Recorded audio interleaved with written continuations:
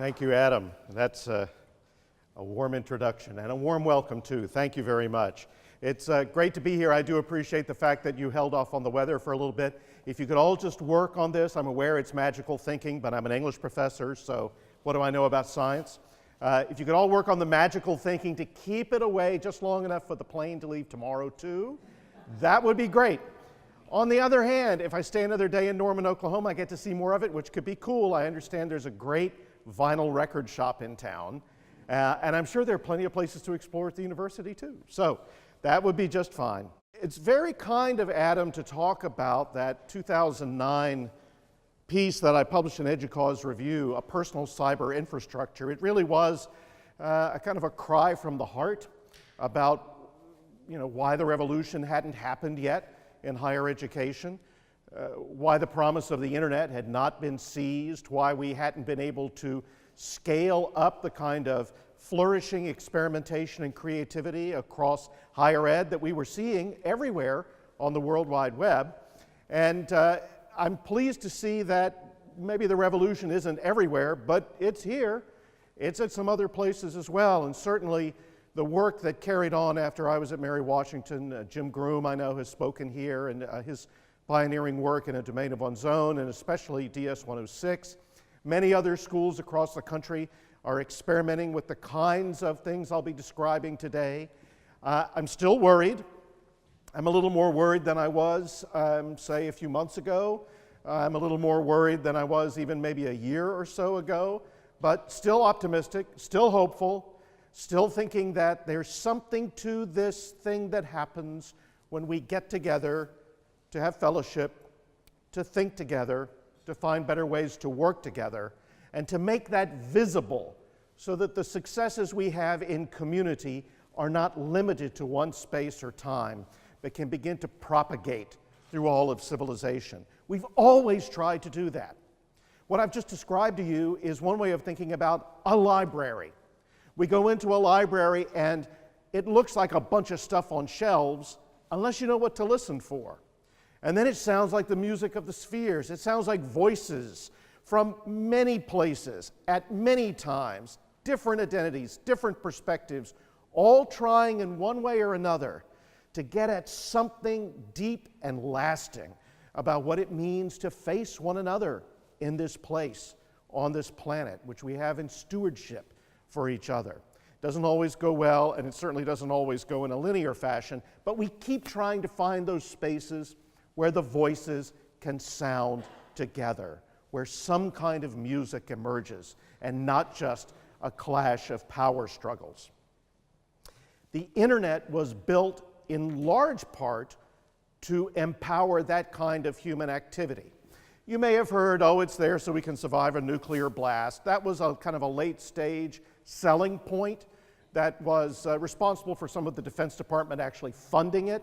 And there were early parts about command and control that drove some of the technological implementations. But if you actually go back to the founding of digital computing, personal computing, networked computing, you find people writing in very passionate ways about the increasing complexity of civilization, about how the products of our own ingenuity invented a lot of problems as well. And so we had to somehow find ways in which our ingenuity could outpace the unintended consequences. So we could actually make our lives together better over the long run.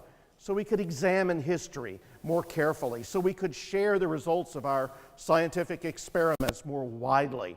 So that no one on the planet needed to be sunk in ignorance because they couldn't have access to the sum of human knowledge. Those things are there in those documents. Some of the finest minds working on this idea of computing were yearning for that kind of connectivity and that kind of collaboration. In many ways, their dreams were not very different from the dreams of democracy itself. A dream that's still alive, though obviously we're not yet getting it all right. But that's okay. We can keep trying, and we should. When it comes to the web, there's a lot of thinking that it's somehow inherently different from everything that's come before in its potential for ill.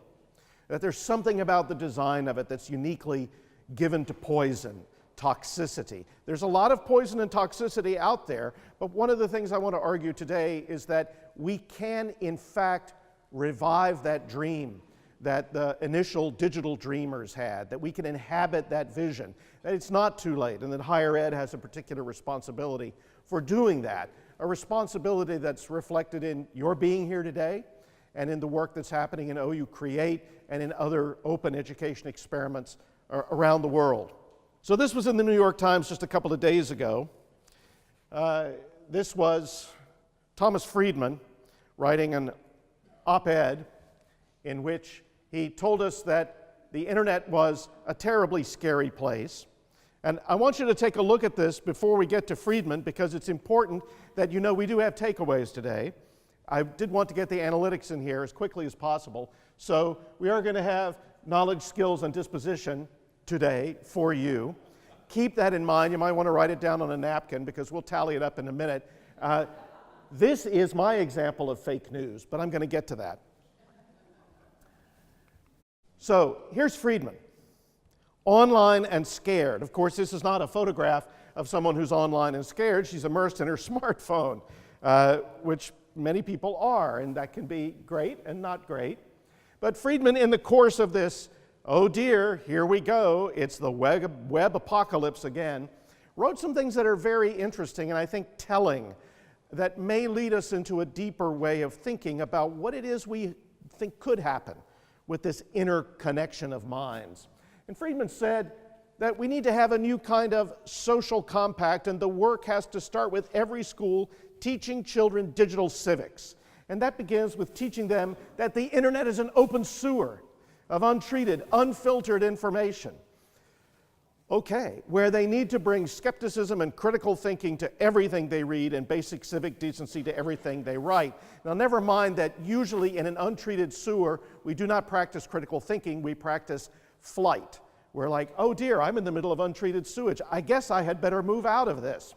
So the metaphor doesn't work on that level, but it doesn't work on any other level as well, because this sewer is a web of human connection. And it's not just plumbing. It's the richest, densest transmission of highly complex and unusual symbolization that we've ever invented.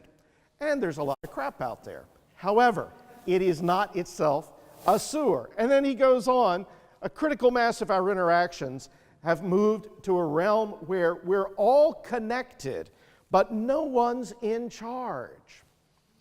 Well, Mr. Friedman, who would you put in charge of the internet? The internet is a distributed communications platform. No one is in charge. That's how it can survive autocracy. That's how it can survive tyranny. That's a deliberate design for the internet. And it resembles, at its best, a nation of citizens who have their freedoms in common stewardship for the common public good. Online and scared, neck deep in sewage, or in a place where together, with the public good in mind, we can see if this thing called civilization will eventually have been a good thing for the planet or not. Compare Friedman's vision to another vision where everyone is connected, but no one is in charge.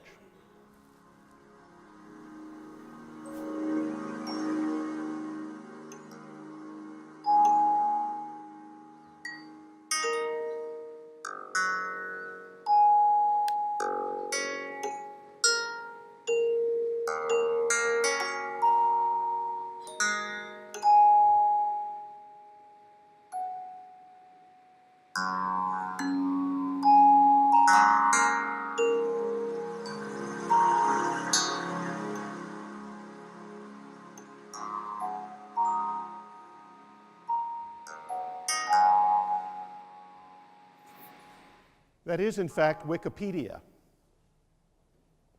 It's a site that turns every new addition, every edit, every new article in Wikipedia into a sound and a symbol that represents whether this is an unregistered user, a registered user, an edit, and they're all clickable. So as you see instances of this co-creation of human knowledge flourishing, you can click on them, go straight to the article. You can see what person or identity or IP address is responsible for that particular activity. And when that lovely welcoming sound happens, it means somebody has just registered themselves on Wikipedia for the first time. This is why the following statement for me is the most beautiful thing ever said about the potential of computing, okay? This is Alan Kay, who said the computer is an instrument whose music is ideas, which is a way of saying that the mathematics and the electricity, the wiring, the programming behind computing, those are symbols and infrastructure that represent concepts. Not just concepts, but performative concepts. Numbers that mean and do. And that's an extraordinary thing. It really is part of what I think we want our students to begin to realize about the built environment that humanity has surrounded itself with, that this stuff is not inert. Somebody did this. And the particular power of computing is to be able to come up with a representation that is also an action.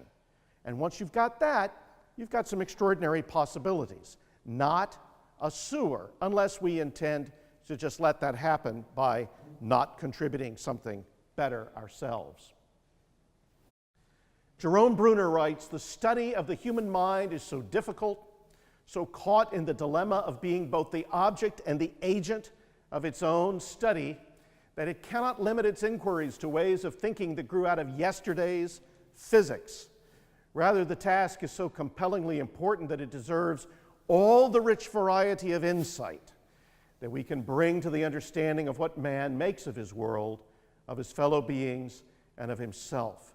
That is the spirit in which we should proceed. That, I think, is the spirit in which every credit hour should be considered, every degree program, every matriculation, every graduation, every advising appointment, every connection to the internet. The rich variety of insight that we can bring to the understanding of what man makes of his world, of his fellow beings, and of himself. That is the spirit in which we should proceed.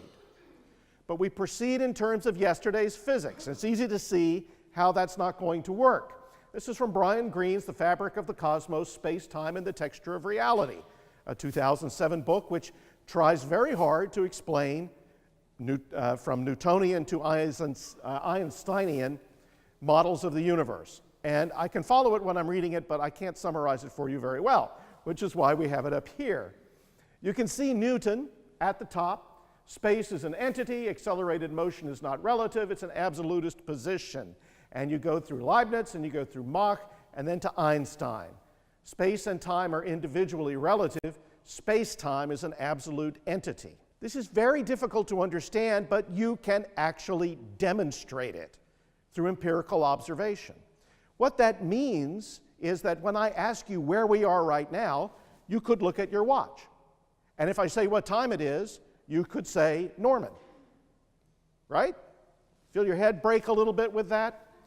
When you're looking at space-time, you're looking at a weird way in which the reality of the universe, the texture of reality, reveals itself to be something that is much more intertwined, much more unified, much stranger in many respects than we might expect. If the human brain is the most complex organization in the universe, with more potential neural connections than there are stars in the sky, if learning has to do with the capacity for that brain to modify itself in this thing that we very casually call learning, but is actually a deep unsettling of the structures of cognition, and if the network we have built to empower fuller, more complex modes of representation and communication, if those things are here with us, we should pay closer attention than we have to date. This is probably my least favorite Chronicle of Higher Education article ever. It is in the open sewer category of Thomas Friedman thinking. This is Mike Wesch. Many of you will know his work at Kansas State. You may have seen his Web 2.0 video that's gotten, I think, probably 13 million views on YouTube. Talk about clickbait, a tech-happy professor, which already sounds like he should be in treatment of some kind, reboots, after hearing his teaching advice isn't working. How scandalous is that? Doesn't he know it's an open sewer of raw, unfiltered information? But of course, if you actually read the article and you find out that the headline itself is fake news, you get something a little bit deeper from Mike Wesch, which is going to take us a little bit deeper today as well. A frustrated colleague approached him after one of his talks. "I implemented your idea and it just didn't work," Mr. Wesch was told. "The students thought it was chaos." It was not an isolated incident. As other professors he met described their plans to follow his example, he suspected their classes would also flop. And here's the key.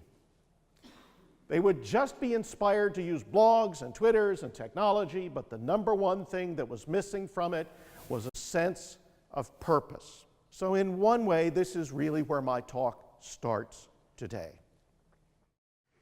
Technology without a sense of purpose is just like everything else without a sense of purpose. It's like a marriage without a sense of purpose. It's like a family without a sense of purpose. It's like a library or a school or a degree program or a nonprofit or a corporation or whatever. Without a sense of purpose, you don't have anything. And by sense of purpose, I do mean a sense of good purpose, which does take conversation. But to do it just to do it, why would you do that? Well, apparently that was the tattoo that folks took away from Mike Wesch's talk. Oh, if I use blogs, that'll be great. Well, I can show you uses of blogs that are not great at all because they have no clear sense of purpose beyond, I have an assignment I want you to post to a blog, the one that you used to hand in to me. Do the same thing, same rubric. I have some horrific examples of that, but this is mealtime, so I don't want to upset you. What is that sense of purpose? What is the sense of purpose in learning and schooling itself that could, if it informs this internet, actually make it work for good? And what I'm going to say today is that a key part of that sense of purpose, maybe the most important thing of all, is insight. Any education that does not begin with the purpose of encouraging and empowering insight is just drill, it's just compliance, it's just monkey work. It may not even go that far up the evolutionary scale. What is insight? It's a beautiful word. Inner sight, mental vision, wisdom.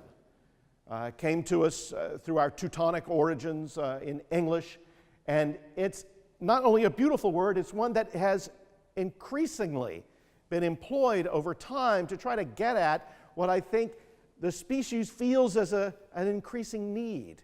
This is from Google's Culturomics, the thing you can do where you go and you search on a word's etymology. It'll actually show you a graph of use over time because of the corpus it's examined. And that curve keeps going up. The need is there. You could call it critical thinking, but it's not just that. You could call it creativity, but it's not just that.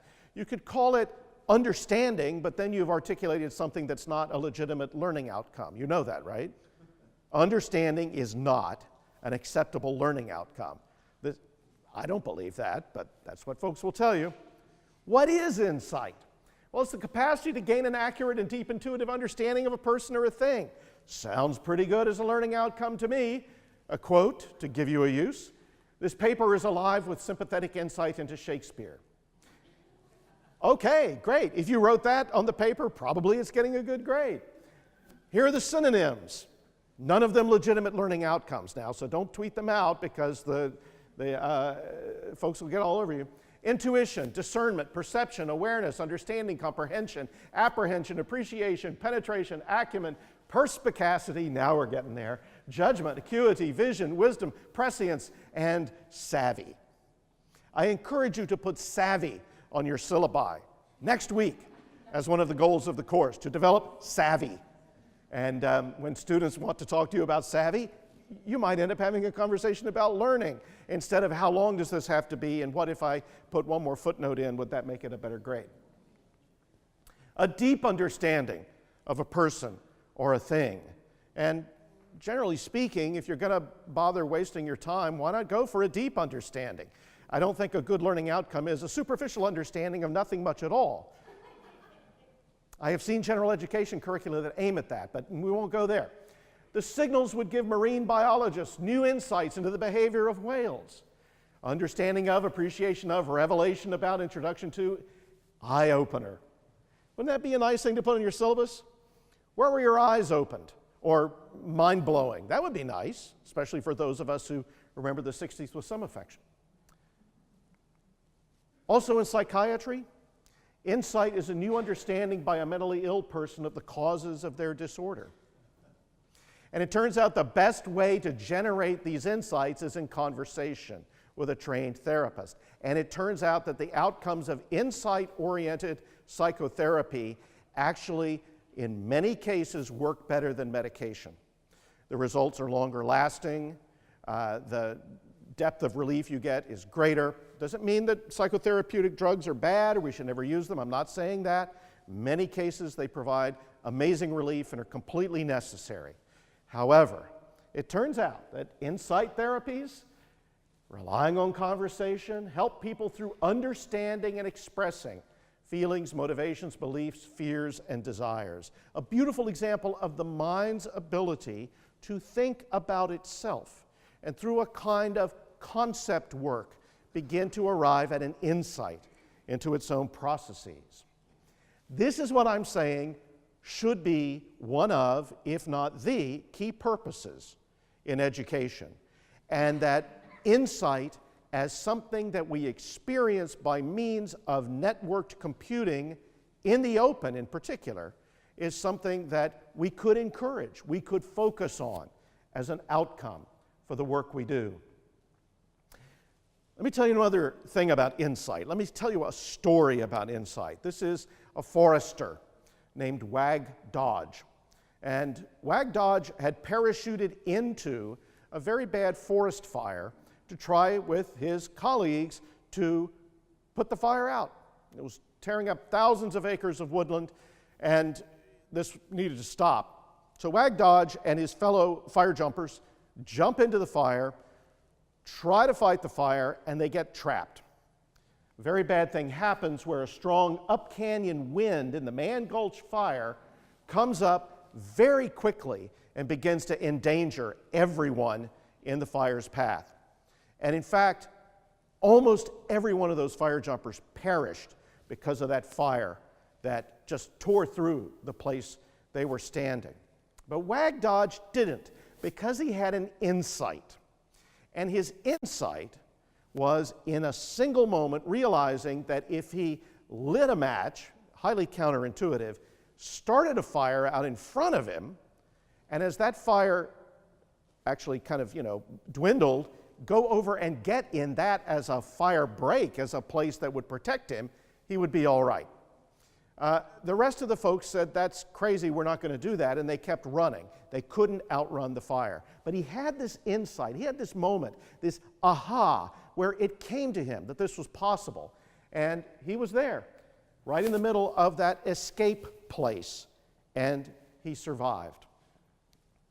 The story is told in a very interesting piece in the New Yorker by Jonah Lehrer. He doesn't seem to have plagiarized any part of this, so I'll just say this one is legit. And you can see it, it's out there in the archive, and it's really a fascinating bit of reporting on the neuroscience of insight. It turns out you can actually see changes in the brain that indicate insights are happening. It's a very interesting story. I recommend it to you very highly. And I'm going to go through some of that neuroscience now because I want to try to map that onto some of our practices as educators. So there are steps to the experience, and Wag Dodge experienced a very rapid fire movement through these steps. but they seem to be common across all of these experiences of insight. First of all, there's a problem or a situation or a dilemma or a conjecture, some kind of question before you, and you focus on it. You think about it. You think hard about it. Then you think hard about it again. You make your brain attend to that thing that you're trying to figure out. While you're doing that, you do another thing, which is not convergent, but divergent. As you focus on it, you begin to cast your thoughts in many directions for things that might help you understand what it is you're trying to figure out. So you're focused, you're very convergent in one sense, and at the same time your brain is doing something that's 180 degrees opposite, looking out elsewhere in your memories, other concepts you have available to you to try to help with this particular moment of inquiry. This eventually leads to a mental block of some kind because you've depleted your brain's resources. The glucose is down. The electricity ain't there. You're at a mental block. You've reached an impasse. This is all preparation for insight. And I guess if the woods are on fire behind you, that can speed up the process. But generally speaking, I mean, what was it Samuel Johnson said? The thought of hanging on the morrow concentrates the mind wonderfully. But it's also something that you can time and pace, and in many cases must wait on while the learning process is happening. So you have to walk away. You have to distract yourself. You have to relax. Often you'll want to take a nap, which is not always an available option, although if your office still has a door, I ain't going to say, I won't ask, I won't tell. Just a little moment where you're doing something else altogether. The legend is that when Brian Wilson of the Beach Boys was trying to figure out some kind of wild harmony, he would just go over to the side and play boogie woogie on the piano for a couple of minutes and then come back and come out with all the harmonies. Probably true. There's a gap. You've walked away. You're waiting. Then the problem has been solved. The tense there is interesting and deliberate. When the insight arrives, it feels not as if it happened then, but that it has already happened. And it turns out there are good neuroscientific reasons for that. The work gets done before the brain is aware that the work has happened, because the speech centers are some of the last to be alerted to it because the brain is working elsewhere. So it's kind of an odd thing that happens suddenly with this feeling of inevitability. Oh, of course, the insight has arrived. Aha, this has happened. So how does that work neuroscientifically? Stand by. We have pictures. It's happening right about here, okay? So this is your little insight place. I guess if you're left-handed, it could be over here. I don't know. I don't actually do brain surgery, even as an amateur, so I couldn't tell you. But there are electrical things that begin to happen, signaling other kinds of neural activity, and we can begin through functional magnetic resonance imaging to see, because of the blood flow, where that's apparently located in the brain structure. I love this graph because the red line is insight and the blue line is non-insight, which would be a great way to grade work, you know? Just through the work itself, like insight, non-insight. That would, and if students could start to do that themselves, that would be even better. But I digress. Here's the verbal explanation. I love this. A small fold of tissue on the surface of the right hemisphere, the anterior superior temporal gyrus, ASTG familiarly, became unusually active in the second before the insight. The activation was sudden and intense, a surge of electricity leading to a rush of blood. This sounds exciting. This doesn't sound like, oh, it's Wednesday morning and I'm here and I don't know why Dr. Campbell is talking to me. It's like, wow, everybody, can you imagine a room full of learners getting sudden rushes of blood to the head? Not because they've collapsed on their desks, go to sleep. Previous studies had linked the area to aspects of language comprehension, such as the detection of literary themes, of course I had to put that in there, and the interpretation of metaphors. A related area was implicated in the processing of jokes. This is a true story, by the way. When you get the punchline, there's a little insight thing that happens because you expected one thing, another thing happens, and your brain goes, aha, and you laugh if it's a good joke. These linguistic skills, like insight, require the brain to make a set of distant and unprecedented connections. Cells in the right hemisphere are more broadly tuned than cells in the left hemisphere, with longer branches and more dendritic spines. What this means is that neurons in the right hemisphere are less precise, but better connected. Like one of those networks where everything's connected, but no one's in charge. Interesting. This is what it looks like electrically. I also love this picture. You're just toddling along and suddenly gamma power, like your gamma waves, right? You have gamma waves in your head. Please be careful. You're all licensed to use gamma waves, but school hopefully helps you use those for good. So you're just tootling along and all of a sudden insight happens and your gamma power increases. So a sudden rush of blood to the head, you start to radiate these gamma electrical power surges. This is great. I mean, it sounds like, a really good dating experience. This is just like amazing, right? Boom, there you go. 300 milliseconds before a participant communicates the answer, the EEG registers a spike of gamma rhythm, the highest electrical frequency generated by the brain. Gamma rhythm is thought to come from the binding of neurons as cells distributed across the cortex draw themselves together into a new network, which is then able to enter consciousness. Now, you keep hearing these words, right? Connections, network, awareness, insight, power, rush of blood. This is learning. This is not schooling.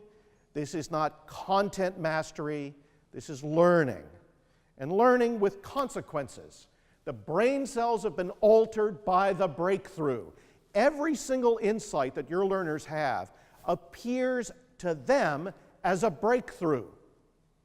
Maybe it wasn't theirs. Maybe somebody had figured that part out already. But when they learn it, aha, when they understand it, when they have insight.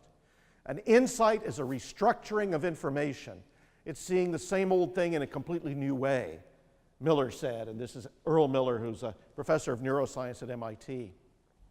Once that restructuring occurs, you never go back. Once you have experienced what my Milton teacher in graduate school called a revelatory redescription of the world, which is the same thing as seeing the same old thing in a completely new way, especially if the same old thing is the world around you, you never go back. You can't go back. You can't see through your old eyes anymore. Suddenly your mind is blown. It's a bigger world out there.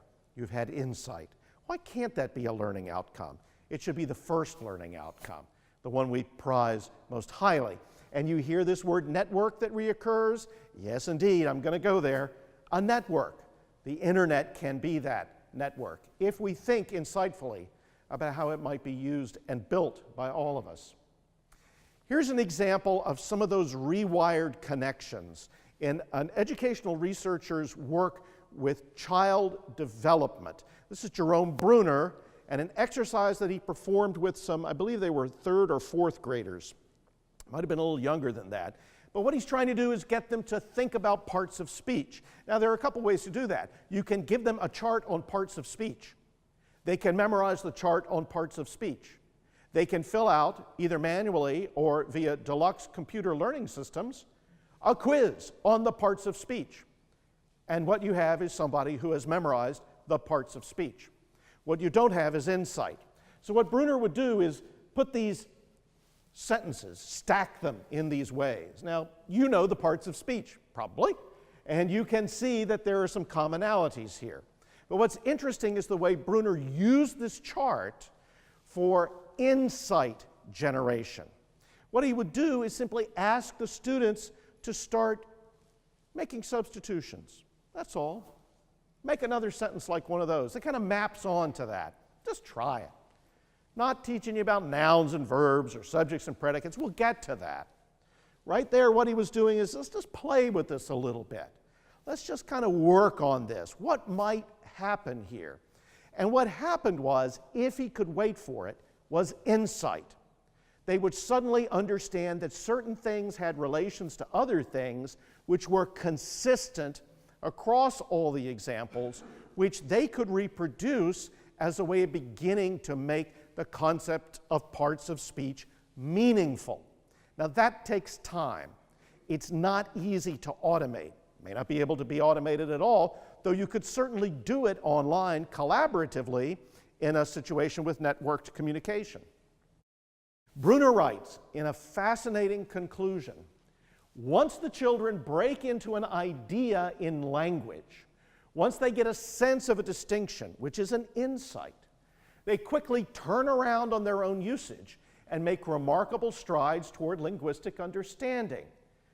But you must wait until they are willing, reflectively, to turn around before you begin operating with the abstractions. Otherwise, they will become obedient, usually, and non-comprehending. In time, the habit of or attitude toward reflecting on what you habitually do or say becomes well established. This takes an investment of time and energy and care and attention in the learning environment. This takes a willingness to be playful. It takes a willingness to wait. It takes a willingness to think about insight, that moment when the children break into an idea, because you can make it seem as if learning has happened, because they will obey and they won't understand, and insight will not have occurred. Bruner writes in a very haunting way, there is nothing so deadening as to have a child handle the form classes as traditional parts of speech, recognizing one category of words as nouns, and parroting upon being asked what he means by a noun, that it is a person, place, or thing. It is not that he is either right or wrong, but rather that he's so remote from the issue as somebody would be who attempted to account for grief over the assassination of a president by citing the Constitution on the division of powers. One of the things that you learn when you get a little farther along in becoming an English professor is that we don't have even really good definitions of word or paragraph. But that's kind of interesting. That opens up conversation. But when I was in elementary school, I knew exactly what a word and a paragraph was. It was what the teacher had said. It was that and nothing else, and why would anybody think any differently? Because in that particular case, insight was not the point. What Bruner calls dilemmas and conjectures that produce that moment of understanding was not the point. The point was, do your worksheet. Now those worksheets are automated. Now those worksheets are scaled up. Now we are seeing them penetrate into every learning environment with what I think are pretty deadening and perhaps damaging effects. So let's look at the tattoos again. This is what I called fake news. I want to make the case that one of the things we have to do before we can proceed, even in beginning to think about open education or learning, is that this is an invidious kind of division. We have done this to ourselves, and it just isn't right. It doesn't work this way. Insight, Bernard Lonergan says, depends upon a habitual orientation, a perpetual alertness, ever asking the little question, why? However laborious the first occurrence of an insight may be, subsequent repetitions occur almost at will. This, too, is a universal characteristic of insight, and indeed it constitutes the possibility of learning. Insight passes into the habitual texture of one's mind if one cultivates a readiness. And in my case, if I have Mo Pelzel in my personal learning network who tweets this reference to me in the midst of a conference keynote at another place at another time. An instance of networked learning. Think about this. What does this have to do with knowledge, skills, or disposition? Interesting question. Think about what Lonergan is saying. Think about what Bruner is saying. Think about Wag Dodge. Think about the neuroscientists as trying to move us from a Newtonian model of learning to an Einsteinian model of learning, where those things can be divided, they can be distinguished rather, but they cannot be divided. A habitual orientation is about a certain readiness, A perpetual alertness, also a disposition. Ever asking the little question, why? This is action. However laborious the first occurrence of an insight may be, subsequent repetitions occur almost at will. Now you're disposed to action. This too is a universal characteristic of insight. Indeed, it constitutes the possibility of learning. Insight passes into the habitual texture of one's mind. There's knowledge, skills, disposition. There's space-time. There's the texture of mind that thinks in terms of insight. That's a model of learning that doesn't split things up, that can be distinguished but should not be divided. So what happens if you divide them? Very bad things. The division is a lie, so you're not telling the truth about the universe of knowledge. There is no distinction that can be division between content and skills. Like space and time, they can be distinguished temporarily for the purpose of analysis, but not divided. Dividing content from skills betrays the most fascinating parts of complex human realities because there's no context anymore. What's a skill without content? What's content without a skill? What's either of those without a readiness, a disposition to be able to act? In fact, I believe that dividing content from skills ruins disposition because it trains the learner that what's most pleasurable, that rush of blood, that experience of the gamma waves, about the learning they experience in their lives is not happening in school. School is about memorizing content and mastering skills, as will be revealed in our assessments. It's not about that pleasure, that sense of being overtaken by insight.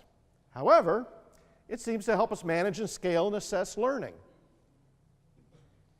So you should ask yourself, when people talk about delivering content, when they talk about teaching skills, not content, which was the mantra of the University College when I arrived at VCU, and I thought, oh, we're going to have trouble. This is not going to be pretty. But it does mean that when you make that separation, you can begin to scale certain things up. In fact, you can deliver content by turning web-based teaching into Channel W and broadcast to millions and millions of people, and the interactivity is you can actually ask a question of the teacher, maybe. It has nothing to do with networks. It has nothing to do with interconnection, nothing to do with insight. And it protects an increasingly ruinous culture of education. My latest favorite horrifying statement: faculty don't own their courses. Why don't they own their courses? Because courses are content. And what you need is one subject matter expert, one time, to put all the content in, and the rest of the time we just feed it out like an IV drip. And maybe hire people to facilitate who may or may not have any insights into the content, but they can maybe answer a few questions and grade some stuff. This isn't good. Faculty are insight witnesses. Faculty have a specific stewardship for enacting and sharing insight with their students. It's not simply content delivery. Teaching is the communication of insight, Lonergan writes. It throws out the clues, the pointed hints that lead to insight. It cajoles attention to drive away the distracting images that stand in insight's way. It puts the further questions that reveal the need of further insights to modify and complement the acquired store. It has grasped the strategy of developing intelligence, and so begins from the simple to advance to the more complex. Deliberately and explicitly, all this is done by professional teachers that know their job. And I would say, instead of taking our time trying to figure out how modules and so-called personalized digital learning can be bad approximations of this process, why don't we connect people on the most amazingly dense global light-speed telecommunications network with the possibility of the densest and most interesting symbolic representations ever invented? Clay Shirky says we're in the middle of the largest increase in human expressive capability in history. Why not try to make something of that in a networked fashion? And Lonergan goes on to say, the point we would make is that it also is done, this communication of insight, though unconsciously and implicitly, by equals among themselves. This is happening every day on the web, and we could facilitate it in higher education through the insights of our own expertise. Will we do that? Lonergan writes, generally, insights do not come to us in their full stature. We begin from little hints, from suspicions, from possibilities. We try them out. If they lead nowhere, we drop them. If they promise success, we push them for all they are worth. But this can be done only if we chance upon the hints, the clues, the possibilities. And the effect of the apt symbolism is to reduce, if not entirely eliminate, this element of chance. Now, this is interesting. What does Lonergan mean by this idea of apt symbolism? I would say it's the way the drama of communicating insight presents itself to the learner. Probably you're not going to find it in an online list of courses with 100 character limitations on your description. Probably you're not going to find it in most learning management systems. Probably you're not going to find it in textbooks. In fact, Alan Kay has something really interesting to say about computers replacing textbooks. And he made these remarks at the National Institute for Technology and Liberal Education conference a few years back. Alan Kay is responsible for portable computing in particular.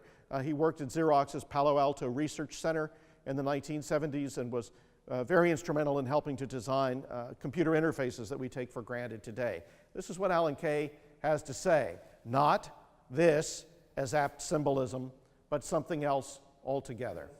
Because people only value these things the way they value their TV sets. It's not a question about whether they can afford it or not. It's a question of value. People have multiple cars, et cetera, et cetera. They know what a car is good for. They have no idea what this thing is just a convenient way of dealing with stuff they're already familiar with. Most people never do anything remotely like what I was showing you today on the computer. They just use it for the fact that it can represent descriptions of anything. Right? So in fact, we are actually in a more dangerous condition now than we were 30 years ago. It's exactly the opposite, in my opinion. And the reason is that the reason stated that, for instance, these things are being sold in many places, particularly iPads, are being sold as textbooks replacement. We don't want to replace textbooks. They suck. I was showing you a textbook.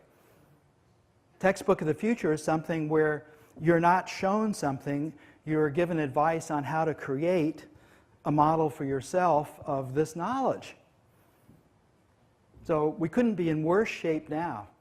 Just to recap, we don't want to replace textbooks. They suck. The textbook of the future is something where you're not shown something, you're given advice on how to create a model for yourself of this knowledge, which maps exactly onto what Bruner is saying, exactly onto what Lonergan is saying, and aligns very well with my own experience of learning, both as an instructor and as a student. So what would that apt symbolism be? What kind of textbook could give you advice on how to create a model for yourself of this knowledge? Well, partly that's the teacher's role. Partly it's also something you could construct in an online environment that makes the aggregated participation of the course as it writes itself into being visible, which is what we tried to do with a Gen Ed research writing course at VCU we called Thought Vectors in Concept Space. This was the landing page for a 200-level course on research writing, sections of about 20 students each, 6 sections going on simultaneously, all of the students writing, publishing to the web, and it was aggregated into this landing page. So they wrote in their own spaces, and what they were writing was aggregated into this common space, a symbol of equals working together to generate insight. It was organized in some traditional ways with syllabi.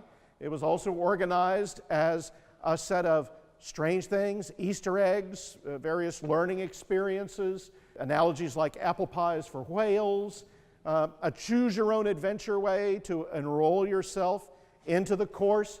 Do you have a blog? Yes. No. I mean, we spent weeks talking about this, that the interface would itself be part of the learning experience. If you have a blog, wonderful. We share your excitement. And on the website, that's an animated GIF. It's the never-ending story. We hope people would recognize that. Then there's another one. Enrolling your blog in the stream means you have a choice to make. Click. Now what's next? Well, what's next is all the teachers talking together in a live Google Hangout about how things were going and what we plan to change in the next week from what we were seeing. And that's our embedded librarian, Jenny Stout, right there. We're all together in a live, web-based teacher's lounge that everybody can see. Everybody can hear what we're talking about. We're all in our various spaces. We're all together talking about what it is we want to be able to generate in the course. We had many, many ways anybody coming to the site could get at the interaction. We had lists, we had various sections, and we had a leaderboard for interaction. We had tags, we had ways in which tagged content could be aggregated and then linked back to what the students were doing. We had little places where Tom Woodward, who helped design this interface, would put little hidden messages. This was a kind of an inside joke about the Engelbartish construction of what we were doing. We had, as I say, 6 different sections. Each section had its own landing page. These were called the clubhouses. So section 5, section 6, section 7, which had a whole thing about James Bond, which is kind of interesting. That particular instructor had a Bond thing going. That's great. Section 8, section 9, that was mine because number 9, number 9, number 9. Section 10, all of that together. Individual aggregations re-aggregated into a place where there was, we hope, apt symbolism for the idea of inquiry in a digital age in a shared space. We had a hashtag for the use of Twitter. We had a Tags Explorer that would show the use of Twitter over time for each node in the network. Finally, it looks like the Death Star. Most network analysis tends to come out looking like the Death Star. I don't know why. Probably an 80-20 rule at work. There was even a dissertation that came out of that course. I emphasize a 200-level general education required course in research writing, which became what we hoped would be insight into insight itself, a way of thinking together and asking about the very process of inquiry itself. And you can see another example in what we did with the great VCU bike race book, 1 week, a bike race championship. Should we close school? No, let's let everybody engage with the community. Well, what are we going to do? We have to cancel classes. Let's have a special set of classes, 1 credit, pass-fail, reduced tuition, all about what's going on with the bike race through many disciplinary lenses. We had about 24 faculty doing this. We had people from nursing all the way over to international relations and sociology, physics, kinesiology, an amazing way in which the university began to be visible as a university. No list of courses, bike jerseys. You click on the bike jersey, you see what the course is going to be. We had a way to curate the daily activity in a spot we called Covering the Coverage. And what we ended up with was an interesting kind of assessment. We asked students to tell us how they felt about the statement, "I discovered things about myself as a learner." And you can see that 80% plus either agreed or agreed strongly. We sat in a room and thought about the assessment. We thought about what it was we really wanted to happen as a result of this learning. And I didn't have the vocabulary then, but I do now. What we wanted was them to have insights into what it was they, as a thinking human being, brought to this occasion. Words like this emerged in those assessments when they tried to describe what it was that they had experienced in this project. This was perhaps one of the most poignant. I thought I would not have access to a women's studies course during my career as an undergraduate as I was in the School of Engineering, but it was able to happen. It was able to happen because of a happy accident, but the accident yielded insight, and we would like to try something like this again. Probably you could do something like this. Probably anyone could if you have the idea and you have some of the apt symbolism to work within. This is all available out on the web, and the curated contents are now going to be in the scholarly repository at VCU. The students understood that they were creating knowledge that would be part of the permanent cultural and scholarly heritage at VCU. many other examples of the kind of thing I'm describing, but what they all have in common is that they use the power of open education, interconnected, this personal dynamic media Alan Kay writes about in the 70s, to be able to communicate and represent the emergence of insight within a community of learning. And because it's on the open web, you can go and look at any of these things and come up with your own ideas. Because we pay attention to the open web, we see your ideas as well. Suddenly we have a network of networks, which is what it was built for. What we try to avoid in the work we do is what I call the deadly mantras of student success. Students don't do optional. They're in a world where we want them to be able to make choices. Nobody is going to give them every assignment once they're out there as adults. And they're adults, not fully, but substantially, when they come to us. Students don't do optional. Not a good way to approach the problem. We need to define more pathways with fewer choices. It seems to me that limits the power of a network, and it certainly diminishes the nodes of connection that are possible. I think it's a deadly mantra, but you can see it's easier to manage. Students are searching for insight into what they should major in or what course they should take next. Who needs insight if you've got a pathway? We need to graduate more students. Graduate, an intransitive verb. The students graduate. We don't graduate them. Our students are our products. I've actually heard in a senior leadership meeting. No, they're not. The universities are in existence because of learners wanting to be together, believing that something about a community of learning is greater than the sum of its parts. I don't hear production in there. And this is not just for the most brilliant of students. The aha moment, Eric Kandel writes, is well within the competence of the average person.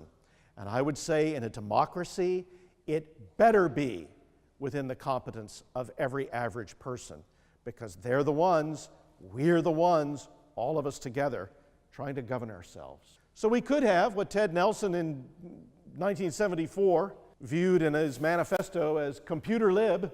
You can and must understand computers now, he wrote. And on the flip side, described these things as dream machines, potential avenues of new freedoms. If we can't build that, and I would say openly on the web, we may in fact get Pearson's quest to cover the planet in company-run schools. They'll build the textbooks, they'll build the assessments, they'll build the content, they'll hire the workers to push it through the pipeline, they'll assess it, they'll grant the degrees, problem solved. Not so much. Or we could be subject to the imperial ambitions of someone else. But this is not the web. This is not the web that we were empowered to build together. This is not the web from which insights may emerge when our students are connected in these ways, when they communicate and are in a community of learning together. We could be seeing more of this. It's not automatic. Wikipedia is scaffolded in some very interesting ways to make the music that it does, but it's still largely open. You could edit it right now if you wanted, and if you put fake stuff up there, it might not be detected, or it might be detected in 30 seconds. It depends. Depends on the article, depends on who's looking, depends on a number of things. But generally speaking, if you put something false on Wikipedia, it does get detected sooner rather than later. And Wikipedia rolls on. The thing that will only work in practice, never work in theory. So this leads me to open and to the close. The insight process is a delicate mental balancing act.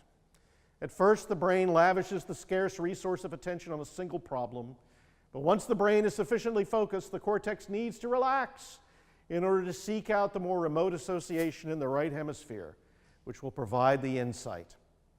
The relaxation phase is crucial, young Beeman said. That's why so many insights happen during warm showers. Another ideal moment for insights, according to the scientists, is the early morning, right after we wake up. The drowsy brain is unwound and disorganized. Open.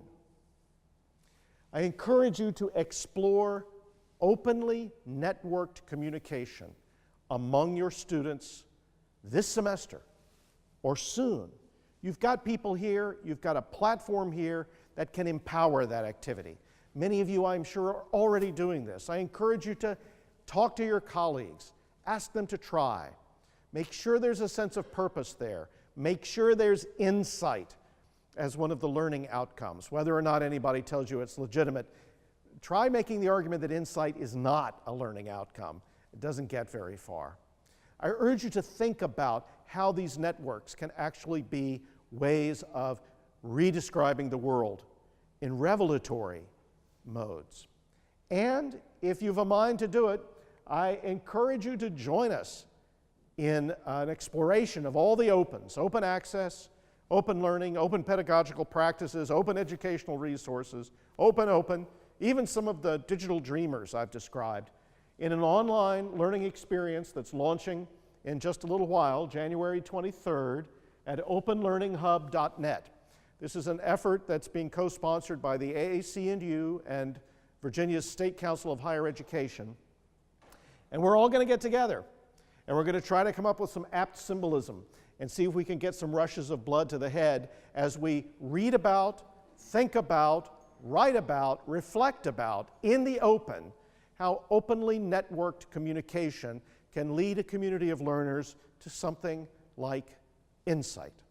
I invite you to join us. Should be interesting. And it's free. And for that, I say thank you for your attention. It's been a pleasure to be here today, and I'm happy to take any questions if there's time.